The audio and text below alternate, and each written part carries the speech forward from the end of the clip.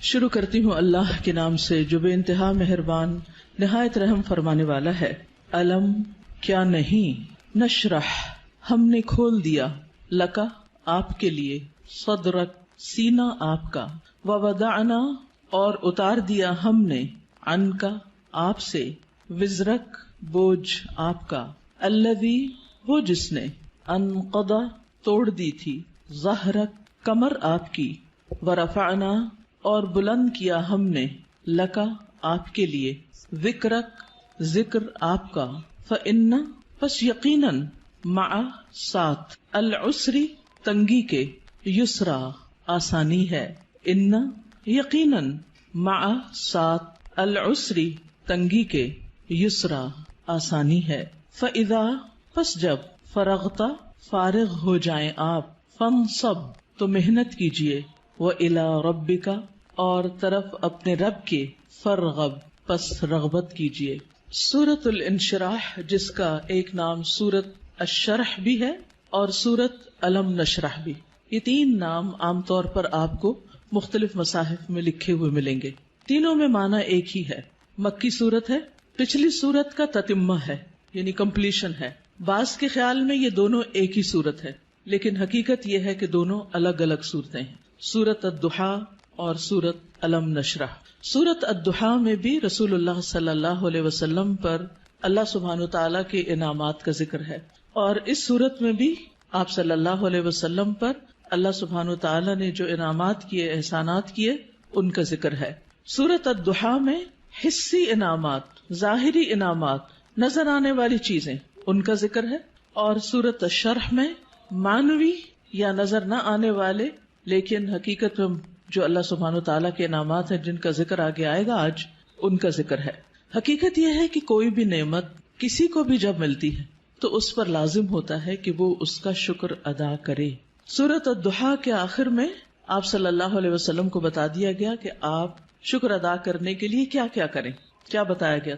فَأَمَّا الْيَتِيمَ فَلَا تَقْهَرْ وَأَمَّا السَّائِلَ فَلَا تَنْهَرْ وَأَمَّا بِنِعْمَةِ رَبِّكَ فَحَدِّثْ، کہ جس طرح آپ پر احسانات ہوئے ہیں کہ اللہ تعالیٰ نے آپ کو یتیمی کی حالت میں بہترین ٹھکانہ عطا کیا اور بہترین آپ کو علم عطا کیا، نبوت عطا کی، تو اسی طرح آپ بھی یتیم کے ساتھ احسان کریں، اور جو سوالی کوئی آئے، علم کا سوالی یا مال کا سوالی، اس کے ساتھ نرمی کا سلوک کریں، اس کو ڈانٹے نہیں۔ یعنی آپ صلی اللہ علیہ وسلم کو دی جانے والی نعمتوں اور احسانات کا شکر ادا کرنے کا طریقہ بتایا جا رہا ہے، جیسی نعمتیں ویسا ہی شکر، اسی کی قسم کا شکر۔ اور اس صورت میں بھی ہم دیکھتے ہیں کہ جن احسانات کا ذکر ہے بعد میں اسی طرح کے شکر ادا کرنے کی بات ہے، اور یہاں چونکہ مانوی نعمتیں ہیں جیسے وحی الہی ہے، اور اللہ سبحانہ وتعالیٰ نے آپ کے لیے جو آسانیاں کی اور آپ کا ذکر خیر جو بلند کیا، تو اس پر آپ کو حکم دیا جا رہا ہے کہ آپ اپنے رب کی طرف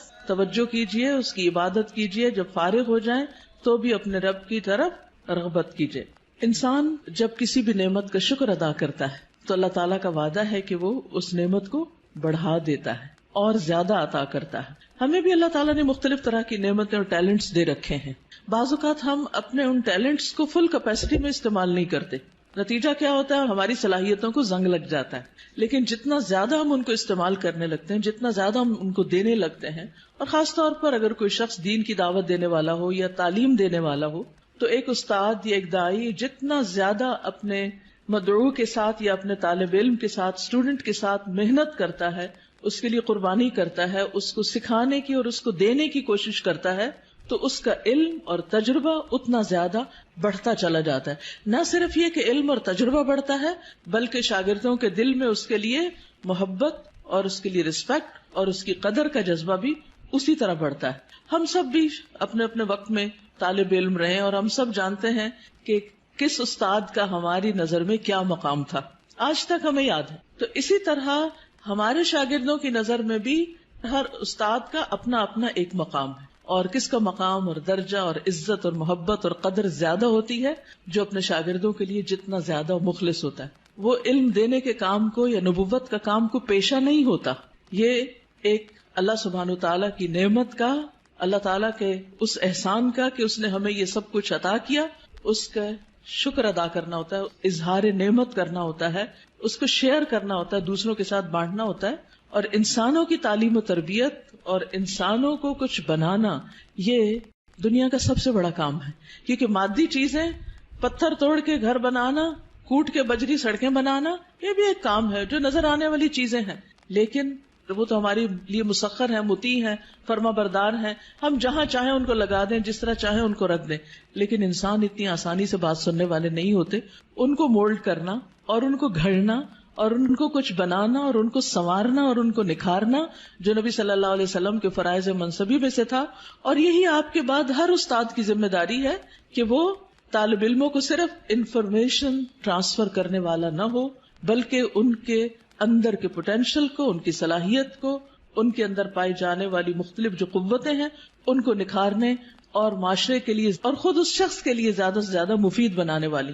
اور یہ کام والدین کے بعد استاد ہی کرتا ہے اور یہ اس کی بہت بڑی ذمہ داری ہوتی. تو اس پس منظر کو سامنے رکھتے ہوئے ہم اس سورت کا انشاءاللہ مطالعہ کریں گے کہ ہمیں کیا کرنا ہے. سوال یہ پیدا ہوتا ہے کہ کیا یہ احکامات جو اس سورت کے اندر آئے ہیں صرف نبی صلی اللہ علیہ وسلم کے لیے خاص ہیں یا اس کے بعد ان لوگوں کے لیے بھی جو آپ کے طریقے پر چلنے والے ہوں اور آپ ہی کے کام کو آگے لے کر بڑھنے والے ہوں. تو حقیقت یہ ہے کہ یہ سب کے لیے ہیں، آپ کے لیے خاص اور ہمارے لیے عمومی طور پر. تو آئیے دیکھتے ہیں سورت کو.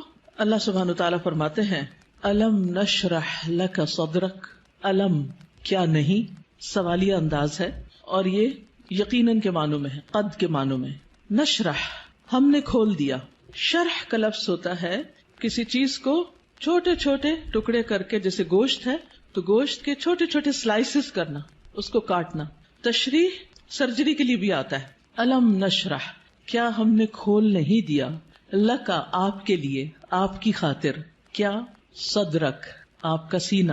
کیا ہم نے آپ کی خاطر، آپ کے لیے آپ کا سینہ کھول نہیں دیا، آپ کے دل کی تنگی کو دور نہیں کر دیا. اگر دیکھا جائے تو دنیا میں پائی جانے والی نعمتوں میں سے سب سے بڑی نعمت یہ ہے کہ انسان کو شرح صدر، سینے کی وسعت، دل کی وسعت، دل کا اطمینان نصیب ہو. ڈپریشن کیا ہے؟ دل کا گھٹنا، سینے کا تنگ ہونا، اندر کی تنگی، شح، بخل، انسان کے اندر کی ایسی کیفیات کہ نہ وہ اپنے سے راضی اور خوش اور نہ کسی اور سے. اللہ سبحانہ وتعالیٰ نے ہمارے دل کو ہر چیز سے مختلف بنایا ہے. باقی جتنی بھی چیزیں ہیں ان میں جب ہم کچھ ڈالتے ہیں تو وہ بھر جاتی ہیں، تنگ ہو جاتی ہیں. لیکن دل اگر نرم ہو تو اس میں جتنی بھی علم اور حکمت اور خیر کی چیزیں ڈالی جائیں وہ اتنا ہی زیادہ وسیع ہوتا چلا جاتا ہے، اتنا ہی زیادہ کھلتا چلا جاتا ہے، اتنا ہی اس میں انبساط آتا ہے، اتنی ہی زیادہ اس میں خوشی اور اطمینان آتا ہے. تو یہ ایک بہت بڑی نعمت ہے اور یہ مانوی نعمت ہوتی ہے، ٹینجیبل نہیں ہوتی کہ آپ چھو کے دیکھ سکیں کہ کیا ہے. پچھلی صورت میں ٹینجیبل نعمتیں تھیں لیکن یہاں مانوی نعمتوں کا ذکر ہے. الم نشرح لک صدرک کیا ہم نے آپ کے لیے آپ کا سینہ کھول نہیں دیا.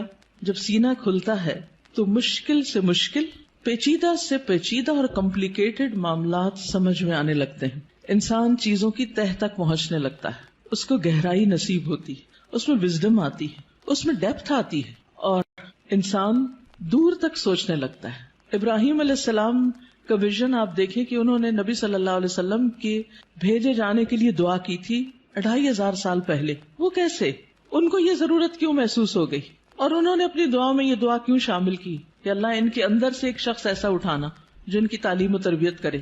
ہم ایسی بات کیوں نہیں سوچتے، ہمیں ایسے خواب کیوں نہیں نظر آتے؟ اس لیے کہ ہم صرف اپنی ہی ذات کے گرد گھومتے ہیں. سیلفش، دل چھوٹا ہے، نظر کوتا ہے، تنگ ہے، شارٹ سائٹڈ ہے، دور کی چیزوں کو نہیں دیکھ پاتے، صرف قریب کے فائدوں کو دیکھتے ہیں. آج مجھے کیا مل رہا ہے ہم اس کو دیکھتے ہیں، کل میری کوششوں کا صلہ کیا نکلے گا، کیا ملے گا مجھے، اس کی طرف ہماری نگاہ نہیں جاتی. لہٰذا جو لوگ شارٹ ٹرم گولز کے لیے کام کرتے ہیں وہ کوئی بڑا کام کبھی بھی نہیں کر سکتے، اور جو لوگ دور تک سوچتے ہیں اور وہ وہی سوچتے ہیں جن کے اندر وسعت ہوتی، جن کا دل بڑا ہوتا ہے، جن کی نگاہ دور تک دیکھتی ہے. تو الم نشرح لک صدرک کیا ہم نے آپ کے لیے آپ کا سینہ کھول نہیں دیا. آپ کے لیے اللہ سبحانہ وتعالی نے خیر اور بھلائی کے رستے کھول نہیں دیے، کیونکہ جب تک دل کھلتا نہیں، یہاں صرف دل کی بھی بات نہیں کی گئی، پورے سینے کی گئی، چیسٹ، اور چیسٹ کے اندر دل. چیسٹ کی جگہ زیادہ ہوگی تو پھر باقی چیزوں کے اندر بھی وسعت آئے گی. تو نبی صلی اللہ علیہ وسلم کو اللہ سبحانہ وتعالی نے یہ خاص صلاحیت دی تھی جس کی وجہ سے آپ نبوت کا کام لینے کے قابل ہوئے تھے. اسی لیے قرآن آپ کے قلب پر نازل ہوا تھا اور آپ نے اس کو محفوظ کیا تھا. اسی لیے پھر اس کو صحیح طور پر سمجھ کر آگے بیان کیا تھا، کیونکہ ان سب چیزوں کا تعلق شرح صدر کے ساتھ ہوتا ہے.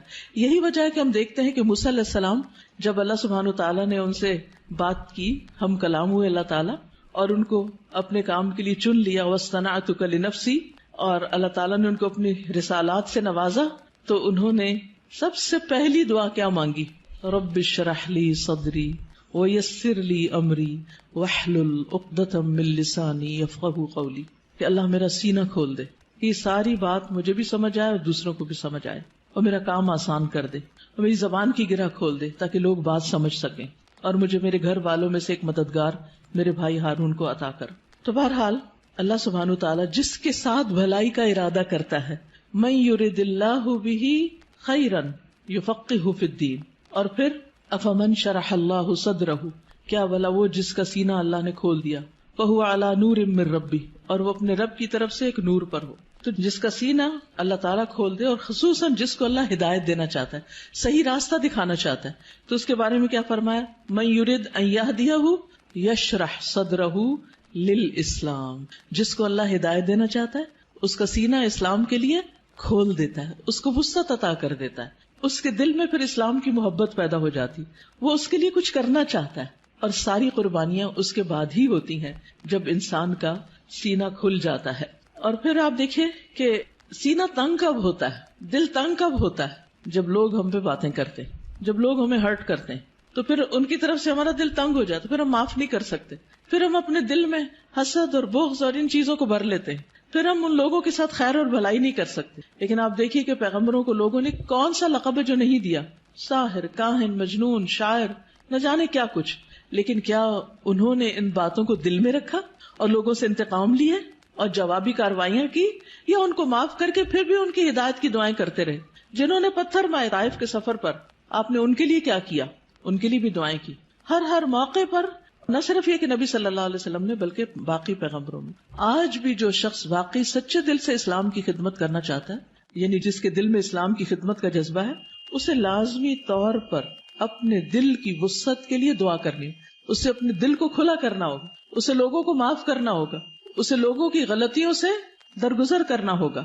اس کے علاوہ بعض لوگوں نے اس کا یہ معنی بھی بیان کیا ہے کہ نبی صلی اللہ علیہ وسلم کا شق صدر کیا گیا تھا، آپ کے سینے کو واقعی لٹرلی کھولا گیا تھا 2 مرتبہ، ایک دفعہ بچپن میں اور ایک دفعہ بڑے ہو کر معراج کے موقع پر. اور اس میں کیا ہوا تھا کہ آپ صلی اللہ علیہ وسلم کے پاس جبریل آئے، انہوں نے آپ کا سینہ کھولا، ساتھ ان کے سونے کا پیالہ تھا جس میں زمزم کا پانی تھا، آپ کا دل نکالا گیا اور پھر اسے زمزم کے پانی سے دھویا گیا اور واپس اس میں ایمان اور حکمت بھر کے اندر رکھ دیا گیا. تو لٹرلی بھی آپ کے سینے کو کھول کر آپ کو، یعنی کہ آپ کے دل کو صاف کر دیا گیا، اور اس میں کسی کے لیے کسی طرح کبھی کوئی حسد، بغض اور کوئی بھی چیز باقی نہ رہی. اور آج اسی چیز کی ہم سب کو بھی ضرورت ہے کہ ہمارے دلوں میں کسی کے لیے کوئی نفرت اور کوئی بھی حسد اور بغض نہ ہو، لوگوں کو معاف کرنا جانے اور خوش رہیں، مطمئن رہیں. ایسے ہی دلوں کے اندر ایمان آتا ہے، ایمان بڑھتا ہے، ایمان کی زینت ہوتی ہے، اور پھر ایسے ہی لوگوں کو ہدایت ملتی ہے، حق کی معرفت ملتی ہے. تو الم نشرح لک صدرک، جب سینہ کھلتا ہے تو انسان تقدیر پر بھی راضی ہو جاتا ہے. انسان چھوٹی چھوٹی باتوں کو لے کے بیٹھ نہیں جاتا، انسان اپنے وقت کو ضائع نہیں کرتا، انسان تقدیر پر راضی ہو جاتا ہے. انسان کا پھر عبادت میں دل لگتا ہے، عبادت کی طرف لپکتا ہے، عبادت کی طرف دوڑتا ہے. نماز پھر قرۃ عین لگتی ہے، آنکھوں کی ٹھنڈک لگتی، نماز پھر بوجھ نہیں لگتی. اللہ تعالیٰ کے کسی بھی حکم کو اپنانا مشکل نہیں لگتا، اور یہ صرف اس وقت ہوتا ہے جب انسان کا سینہ کھل جاتا ہے. الم نشرح لک صدرک، اور پھر کوئی بات سمجھنے میں رکاوٹ نہیں آتی. انسان بنا کہے دوسروں کی باتیں سمجھنے لگتا ہے، اسے دوسروں کی ضروریات نظر آنے لگتی ہیں، وہ دوسروں کی کیئر کرنے لگتا ہے. دوسری نعمت جس کا ذکر کیا گیا، وَوَضَعْنَا عَنْكَ وِزْرَكَ، اور ہم نے اٹھا دیا آپ سے، ہٹا دیا آپ سے، وزرک آپ کا بوجھ. وضع عن کا مطلب ہوتا ہے کسی چیز کو اٹھا لینا، اور وزر کہتے ہیں بھاری بوجھ کو. اور وزر قرآن مجید میں گناہ کے معنی میں بھی آتا ہے، ذنب کے معنی میں بھی. اب یہاں نبی صلی اللہ علیہ وسلم سے ان کے بوجھ ہٹا دیے گئے. اور یہاں پر آپ دیکھیں سورۃ الضحیٰ میں جو انداز تھا وہ کیا تھا کہ الم یجد کا یتیمن، سیکنڈ پرسن، الم یجد کا یتیمن، کیا اس نے آپ کو یتیم نہ پایا، فآوا ووجدک ضالا فہدی ووجدک عائلا فاغنی. لیکن یہاں زیادہ پرسنل انداز ہے، ووضعنا عنک وزرک، ہم نے آپ کا بھاری بوجھ آپ سے ہٹا دیا. اس بوجھ سے مراد کیا ہے؟ اس کے کئی معنی لیے گئے. نمبر ایک یہ کہ آپ کے دل پر نبوت سے پہلے جو ایک خاص بوجھ تھا، آپ کے ذہن میں کچھ سوالات تھے جن کا آپ جواب چاہتے تھے، آپ زندگی میں کچھ کرنا چاہتے تھے. آپ صلی اللہ علیہ وسلم اسی لیے شہر کو چھوڑ کر پہاڑ پر چلے جاتے، ہرا میں چلے جاتے تھے. تو جب اللہ سبحانہ وتعالیٰ نے آپ کو قرآن دیا، نبوت دی، تو آپ کے سوالوں کے جواب آپ کو ملنے لگے اور آپ کے بوجھ آپ سے دور ہو گئے. اسی طرح یہ معنی بھی کیا جاتا ہے کہ آپ صلی اللہ علیہ وسلم پر جو وحی کے نازل ہونے کے بعد ایک خاص کیفیت طاری ہو گئی تھی، آپ کے اندر ایک خوف کی کیفیت تھی. آپ واپس گئے اور آپ اپنی بیوی سے کہنے لگے کہ آپ مجھے کمبل اڑا دیں، چادر اڑا دیں. اور پھر حضرت خدیجہ جو تھی انہوں نے آپ کی کیئر کی، آپ کا خیال رکھا. آپ کو اللہ تعالیٰ نے بہترین مددگار دیے. آپ کے پیغام پر سب سے پہلے حضرت خدیجہ ہی ایمان لے آئیں. پھر اسی طرح حضرت ابو بکر جو آپ کے دلی دوست تھے وہ آپ پر ایمان لے آئے. تو یہ جو وحی کی کیفیت تھی اور یہ جو فرشتے کو دیکھ کر آپ پر ایک خوف اور ایک بوجھ پڑ گیا اور آپ پر ایک پریشانی آ گئی، اور پھر کچھ عرصے کے لیے جیسے وحی کا سلسلہ منقطع بھی ہوا، اس میں بھی آپ پر پریشانی آئی، تو اللہ سبحانہ تعالیٰ نے وہ سارے بوجھ آپ سے ہٹا دیے، وہ پریشانیاں آپ کی دور کر دی. اسی طرح یہ معنی بھی کیا جاتا ہے کہ نبوت سے پہلے کے 40 سال جو آپ کے اللہ تعالی کی عبادت میں نہیں گزرے تھے، جس کا آپ کو ملال تھا، تو وہ کیفیت بھی آپ سے دور کر دی گئی. پھر اسی طرح یہ معنی بھی کیا گیا ہے کہ خلاف اولا جو کام آپ سے ہوئے، خلاف اولا کا مطلب یہ ہوتا ہے کہ پیغمبر کا درجہ اور مقام بہت بڑا ہوتا ہے. جیسے ایک مقولہ ہے نا کہ حسنات الابرار سیئات المقربین، جو نیک لوگوں کی نیکیاں ہوتی ہیں وہ مقربین کے غلطیاں شمار ہوتی ہیں. یعنی جو اللہ کے خاص اور مقرب بندے ہوتے ہیں ان کے لیے سٹینڈرڈ بہت ہائی ہے کہ ان کا اخلاق بھی عظیم ترین ہو اور ان سے چھوٹا سا بھی کوئی قصور، کوتاہی، کمی بیشی نہ ہو. لیکن نبی صلی اللہ علیہ وسلم انسان بھی تھے. جیسے عبس وتولی میں آیا کہ ایک شخص آپ کے پاس آیا کچھ پوچھنے کے لیے، آپ نے تھوڑی سی اس سے بے رخی برتی. تو یہ بے رخی کیا تھی؟ یہ اللہ سبحانہ وتعالیٰ کی نگاہ میں ایک قصور تھا آپ کا. تو وزر کا معنی قصور بھی کیا گیا ہے. تو اللہ تعالیٰ نے وہ بھی آپ کا اگلے پچھلے سب قصور معاف کر دیے اور آپ کے بوجھ آپ سے ہٹا دیے. وَوَضَعْنَا عَنْكَ وِزْرَكَ الَّذِي أَنْقَضَ ظَهْرَكَ، وہ جس نے آپ کی کمر توڑ دی، یعنی آپ کو جس کا بہت زیادہ بوجھ محسوس ہوتا تھا. نقیض ہوتا ہے کسی چیز کو اس طرح توڑنا کہ اس میں سے کڑکڑانے کی آواز ہو، یعنی کڑکڑاہٹ. جیسے چارپائی کے اوپر اگر زیادہ لوگ بیٹھ جائیں تو کیا ہوتا ہے، یا کبھی کرسی کے اوپر کوئی بھاری شخص بیٹھ جائے تو اس کے اندر سے جو آواز نکلتی ہے نا، تو وہ کیا کہلاتی ہے؟ نقیض کہلاتی ہے. تو انقضا ظہرک یعنی جس نے آپ کی پیٹھ کو بوجھل کر دیا تھا، آپ کے اوپر ایسی ذمہ داری آ پڑی تھی کہ آپ اس کی وجہ سے بہت دبے ہوئے یا آپ بہت اس کی وجہ سے بوجھل محسوس کر رہے تھے، تو اللہ سبحانہ تعالیٰ نے وہ بھی آپ سے دور کر دیا. وَرَفَعْنَا لَكَ ذِكْرَكَ، اور آپ کا ذکر خیر بلند کر دیا، یعنی آپ کو شہرت عطا کی، آپ کو بلندی عطا کی. نہ صرف یہ کہ آپ کو، بلکہ آپ کے ذکر کو، یعنی آپ کے نام کو، آپ کے مقام کو، آپ کے درجے کو بہت بلندی ملی. اور اس کے لیے ایک حدیث میں آتا ہے کہ نبی صلی اللہ علیہ وسلم نے فرمایا کہ جبریل علیہ السلام میرے پاس آئے اور کہا کہ آپ کا رب کریم پوچھتا ہے کہ آپ کیا جانتے ہیں کہ میں نے آپ کے ذکر کو کس طرح بلند کیا ہے؟ رفعنا لک ذکرک کیسے ہوا؟ میں نے جواب دیا کہ اس حقیقت کو اللہ تعالیٰ ہی بہتر جانتے ہیں. تو اللہ تعالیٰ نے فرمایا کہ آپ کے ذکر کی بلندی کی کیفیت یہ ہے کہ جہاں میرا ذکر کیا جائے گا وہاں آپ کا بھی ذکر کیا جائے گا، یعنی نبی صلی اللہ علیہ وسلم کا ذکر بھی. اور اسی لیے ہم دیکھتے ہیں کہ جب ایک شخص مسلمان ہوتا ہے تو کیا پڑھتا ہے؟ لا الہ الا اللہ اور محمد الرسول اللہ، یعنی اسلام میں انٹر ہونے کے لیے جو کلمہ پڑھا جاتا ہے. اسی طرح اشہد ان لا الہ الا اللہ و اشہد ان محمدن عبدہ و رسولہ. پھر اسی طرح آپ دیکھیے کہ 5 وقت جو نماز ہوتی ہے آذان، اس میں اشہد ان لا الہ الا اللہ و اشہد ان محمد الرسول اللہ. پھر نماز میں تحیات اور پھر اس کے بعد درود شریف، اس میں بھی نبی صلی اللہ علیہ وسلم کا ذکر ہوتا ہے. پھر اسی طرح جب بھی جہاں بھی جو بھی آپ کا نام لے، ساتھ آپ کے اوپر درود و سلام بھیجے، پڑھنے والا بھی اور سننے والا بھی.